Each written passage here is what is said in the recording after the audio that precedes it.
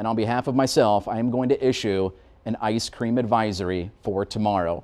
Sunday, it goes into effect. This will continue through Wednesday, but you can enjoy ice cream pretty much any day of the week. All flavors are included, but I must warn you, there is a high risk for chocolate chip cookie dough. Just a personal favorite. Mostly sunny, hot, a little more humid, so make sure you enjoy your ice cream any way you'd like. I myself just might get a cone. We are seeing some showers and a few thunderstorms in our far northeastern counties right now, right around New Hampton into Chickasaw County, back to the north around Cresco, even into Winneshiek County, right around Decorah, where you see the darker reds. Some brief heavy downpours. This line extends to the southeast through Clayton County, around Guttenberg, and finally down towards Dubuque. This is quickly pushing off to the northeast. And here's our current thinking of where this is going to track. You can see it's going to track right on through the state of Iowa. It's going to have a lot of moisture to work with, as well as cold air and sufficient energy. So I think most of eastern Iowa are going to see some accumulation out of this system. Temperatures still in the 20s here, 24 in Dubuque, 27 in Iowa City and Washington, 26 in Waterloo. Now I want to take you on the opposite side of the world. We're going to the Palmer Station on Anvers Island in Antarctica.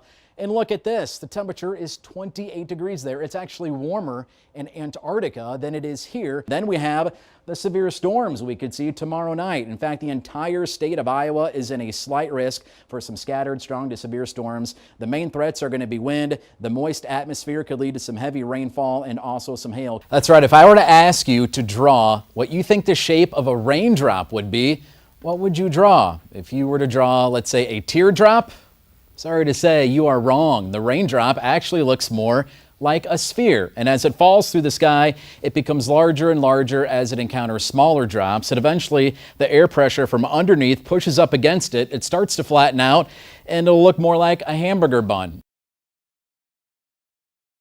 This is where the tornado would be. This is the strongest rotation, which is right over Prairieburg, and kind of move this a little bit back so you can see where it is headed next. Continues to move to the northeast. It may go a little bit south of Hopkinton and certainly to the north of Monticello. Right now we do have a tornado warning for Johnson County, and if we go back to here we go, here's our Doppler radar right now, and where you see this pink and this purple color, that is the core of the storm. No doubt putting out maybe 60 to 70 mile-per-hour winds, some golf ball, maybe ping pong ball size hail, definitely associated with the storm, and the torrential rainfall as well. Yeah, so if you live in Girard towards McGregor, this storm is heading your way, so you want to take cover now. This is a tornado warned storm. Again, we don't have a confirmation of a tornado on the ground. It is just radar indicated. The radar picking up the winds here in the storm, and we are seeing some broad rotation, but certainly some wind gusts 60 to possibly 70 miles per hour. And right now the National Weather Service has issued a severe thunderstorm warning until 6 o'clock for Cedar and Johnson County. And you can see this cell right here, just getting into Johnson County right now, just to the southeast of Iowa City, going to be near these towns. This is one large, and I can't stress enough, very dangerous storm as it continues to track to the northwest. Just look at the size of this thing. It's around 400 miles wide, and it's starting to extend into South Florida. Showers and storms, even some isolated tornadoes already being reported in parts of South Florida. But the eye is now off the Cuban coast. It did interact with Cuba a little bit, so the storm did weaken, but it is still a very powerful Category 3 as it moves now into the warm waters here of the Gulf. We're talking water temperatures around 85 to 90 degrees, so it's likely to intensify once again to perhaps a Category 4. 51, the high temperature today. What a day overall here in Cedar Rapids. The warmest we've been in 12 days, and it may not feel like it, but the month so far is about 5.5 degrees above average, but I expect that number to come down, especially late next week as some cold air begins to work its way back into eastern Iowa. And after our 51 today, we're at 42. Winds are light out of the east-southeast around 3 miles per hour. And as we go to radar, really not much to show here. We are high and dry. We'll continue that trend through the rest of today, and satellite not picking up really any clouds, so we're enjoying some clear skies for now, but we'll start to see clouds on the increase later on tonight as some warm air begins to move in and a disturbance gets close to our area by tomorrow morning. And we'll time that out on Predictor for you.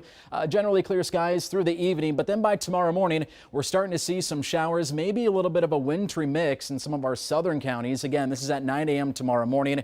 We'll quickly transition to rain as warm air begins to move in. Could see a few light showers generally south of I-80 into the early afternoon, and we're just going to keep it cloudy as we head through your Sunday. So a much cooler day expected for tomorrow. Again, some showers south. Could see some patchy fog, which may result in some slick spots tomorrow morning, especially as temperatures drop below freezing. So be careful of that if you're going to be out and about. And then the week ahead, we'll go from the 40s to the 20s late next week, and we could see some accumulating snow Thursday night into Friday. Notice there's a question mark because there's still some details that we need to work out as far as the timing and placement of that system. But let's take a look at snow, or maybe I should say lack thereof, so far here in December in our 4 big cities. Only about 1.5 inches in Dubuque. You can see the monthly average is at 8.6. Cedar Rapids, we've picked up a little under 1/2 inch. A trace in Waterloo, and nothing in Iowa City. And I know we still have a little ways to go before we wrap up December, but we might be able to add to these here as we head later on in the week. But the cold is coming. Our jet stream is more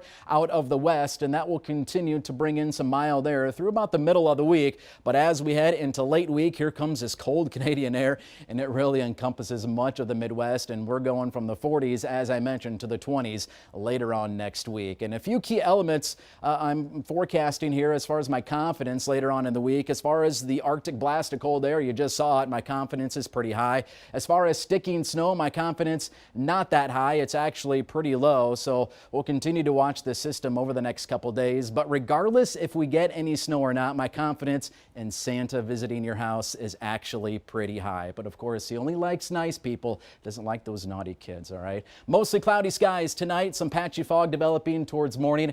Temperatures will fall into the mid-20s. And then here in the south, partly to mostly cloudy. Again, could see some patchy fog early on tomorrow morning with temperatures in the upper 20s to low 30s. Your forecast in the north tomorrow, some morning fog, much colder, mostly cloudy, mid to upper 30s. And then here in the south, again, could see a morning mix, maybe some light showers south of I-80, some patchy fog in the morning as well. Otherwise, a cloudy day, upper 30s to low 40s. We'll keep the 40s going all the way through Thursday.